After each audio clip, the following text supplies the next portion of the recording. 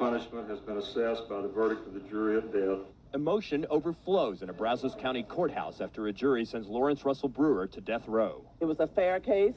It was a just sentence, and we're very elated about the outcome.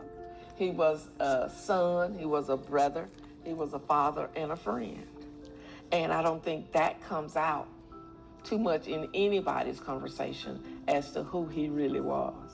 He loved playing in the band. He loved being friendly, meeting friends. He didn't do any harm to anybody.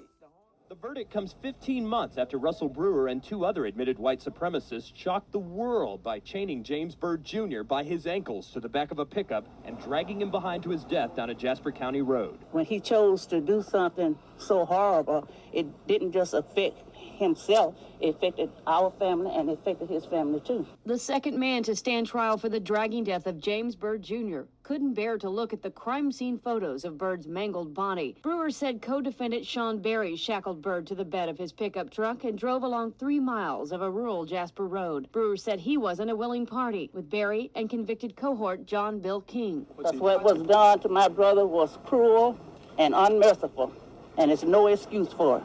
Defense attorneys contend Brewer was controlled and influenced by co-defendant John William King.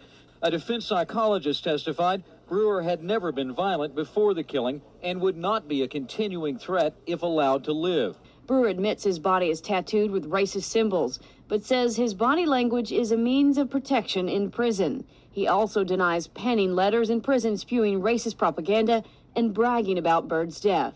Still, the Byrd family says he deserves the death penalty. No matter what he was like in prison, what he was like growing up, on that night, he had an opportunity and a chance to help my brother.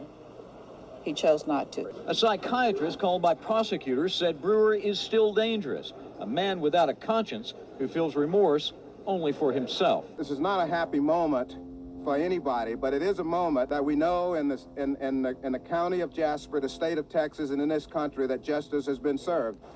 Your loved one is not important enough to live, so we're going to take him away because he was born black. If he was a white man that day, he'd be still alive. He'd be 70-something years old by now. If you can picture somebody behind the boat skiing and the boat turns left and then the skier will go right, as the curve went to the left, the body came around to the right, went off the road, hit in a culvert, and the body was the left shoulder and the head came off there. And they continued dragging the body. It was well over 2 miles that we walked following this thing.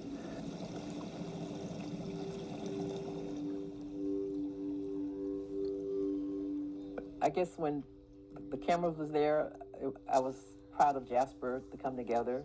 People from white communities to bring us food, but when the cameras left, they all went back to their corner, like less before. We got justice. Black people don't get justice, and even justice don't heal. So just to put things in perspective, it's not only Jasper, it's everywhere. People say if you don't talk about it, it didn't happen. And so now I've got a new generation in Jasper. You probably never heard the word James Byrd. Because first I didn't talk at all. My sisters was talking because I didn't know how to process it. And then one person asked him the question. She said, "You don't want to talk? You don't want to talk for James because his voice is silent now. You're the only voice he had." And that rang the bell that James can't talk. I know he could. He would talk for me.